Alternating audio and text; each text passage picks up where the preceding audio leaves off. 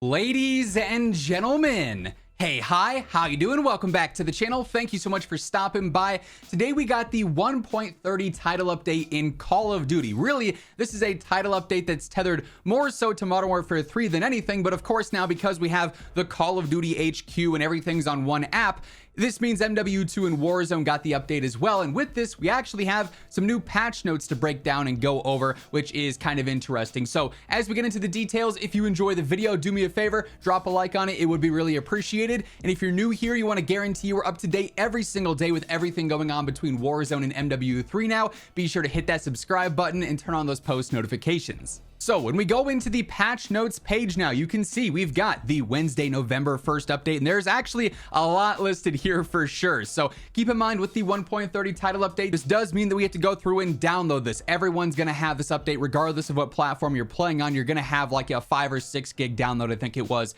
on PlayStation and PC. So initially here, this update includes several fixes for known crashes. I feel like it's been a while since we've had this patch note in specific here. I'll zoom in a little bit, but we know that for a long time, this is like a running joke on the channel. Every single patch note update included this. Again, they're not specific with it, so if you had crashing issues for the past little bit, you're gonna have to go through and test and see if they're still persisting, but known issues and known crashes are now being combated with this stability update.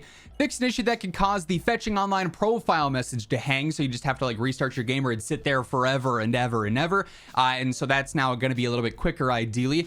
Fix an issue that could kick the player to the main menu when trying to access the campaign via the new game option. So just a small one there, nothing too crazy. Fix an issue where the Skeletor operator staff was misaligned. This was in the patch notes a while ago, so it must not have been fully fixed there. Now they've fully fixed it, it seems like.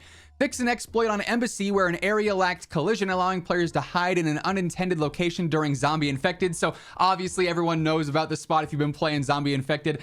There's always like the last person alive up there because it was super hard to get to. So a bit cheesy, but that's now been updated. Fix an issue where the alien death ray weapon blueprint had an attachment combination not possible under normal customization. I didn't even realize that, but that is pretty funny how it made attachments that weren't accessible unless you had that blueprint. So definitely a bit of a broken one there, but now has been fixed.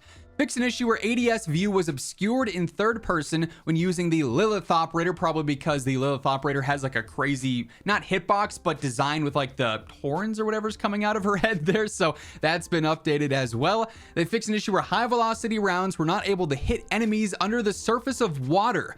Is this just like an issue that's been a thing all year long and we just didn't realize it? Or is it just I'm not too sure what exactly is changing with this. I feel like the hit rig underwater has always been bad and high velo was supposed to help out with that. Maybe it just wasn't having any effect there, I guess. Ideally, that makes it a little bit more consistent there. Like we all know that if you're shooting at somebody who is underwater, it's hard enough to hit them as is. So maybe running high velo now will actually be advantageous because of that specific instance. But even then, that's pretty niche to want to run just that specific ammo type for those kinds of fights. So we'll see if that has any actual real impact on gameplay or setups. I doubt it though.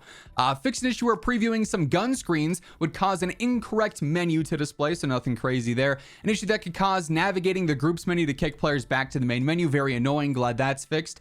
An issue that could cause players total soul amount to display incorrectly after purchasing an award. So it'd say you have like 20 souls left, but you actually had none because you just bought something that was 20 souls. So it was just taking a while to update there. You'd have to back out and go back in to see your correct number. Just a small visual bug there. Even if it said you had 20, you couldn't go and buy something else that was cheaper if it glitched like that for what it's worth. Fix an issue where confirming the language setting in the menu could cause an error, so you just couldn't change your language. Very annoying there. An issue that could cause an error when navigating in the battle pass. Not really specific, but thanks. An issue with the Tempest Razorback Hellspawn blueprint that had an incorrect optic displayed in the menu, so it was just different on the menu versus what you actually had in game. Nice to see it fixed, but not the end of the world. Fix an issue where the Sakin MG38 treat weapon blueprint was missing a visual smoke effect, so now it might actually be harder to use this blueprint. They might have actually stealth like nerfed this in a way by adding that smoke effect, so we'll have to see. Fix an issue that could cause a crash when rapidly entering and exiting the kill streak page within the weapons tab. So if you wanted to crash your game, you could go through and spam that. That's no longer going to be a problem. An issue where rapidly entering and exiting the emblem page could kick the player out of the menu. They just don't want you doing anything rapidly on the menu. is what I'm getting here. That's the general summary of those issues there. An issue where the soap operator name displayed incorrectly. An issue where an error could occur when attempting to load into a TDM private match on shipment. An issue where the player could lose control of a kill streak if eliminated while operating said kill streak. An issue where players could encounter a frozen screen in the battle pass on new accounts. Interesting there, but obviously they wanted that one fixed ASAP. An issue where juggernauts would sometimes not appear in the final fight of Raid Episode 4. That'd be easier unless, of course, it stopped you from completing the mission. An issue where the M4 Union Guard blueprint displayed a placeholder image. An issue where a number of weapon blueprints had a placeholder display in the combat detail widget. An issue with the MRAP turret, then also adjusted the brightness of the flow-through camo, so that'll now be a bit different. We also have some Warzone adjustments and specific updates here too. They increased the total number of possible active duty operator slots for DMZ, so that's cool to see. They also reduced the number of stims dropped by the minions when fighting the butcher. So basically, if you're someone who is spamming the stims as you were taking out the zombies in the butcher boss fight, it'll be a little bit harder to gain those. Now, I wasn't even using those for the most part. If you just train it like zombies, it's going to be pretty easy to stay alive unless you have people trying to third party, which definitely was something that was happening a lot for sure. Then as far as the bug fixes here go, they fixed an issue that could prevent players from receiving the Undead Ruins decal correctly, an exploit allowing players to store multiple weapons when carrying a hostage, some collision and geo issues on Vendetta, hopefully under the map things being fixed, since that's been a problem for like 3 seasons.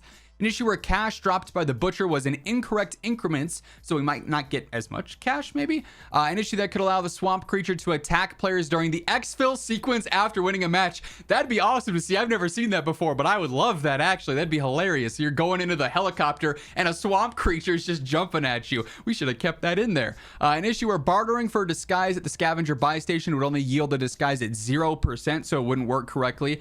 An issue where the chalkboards did not display correct writing when using the R4D detector in building 21. An issue where players could avoid being attacked by the UFO if they had cold-blooded. That's some cheese for sure.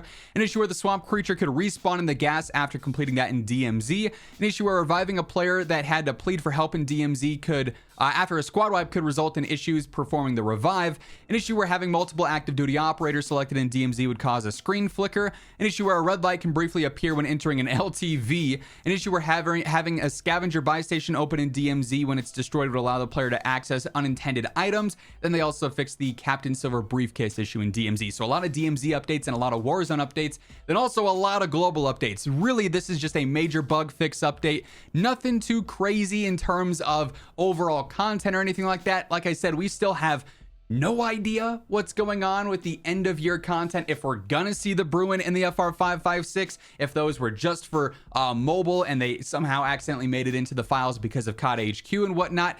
It's just a waiting game. Maybe they drop later today and I'm gonna post this video, then get the COD timing in real life and suddenly they're out. Obviously, if anything happens, if there's new updates, if there's anything going on regarding any weapons or changes there, I'll have you guys with the details ASAP as possible when it does, or if it does happen. So stay tuned for that. Make sure you are subscribed with those noties turned on. And if you enjoyed this video, let me know by dropping a like on it on your way out. But once again, thank you so much for tuning in. And until next time, take it easy, have an awesome rest of your day, and I'll catch you later.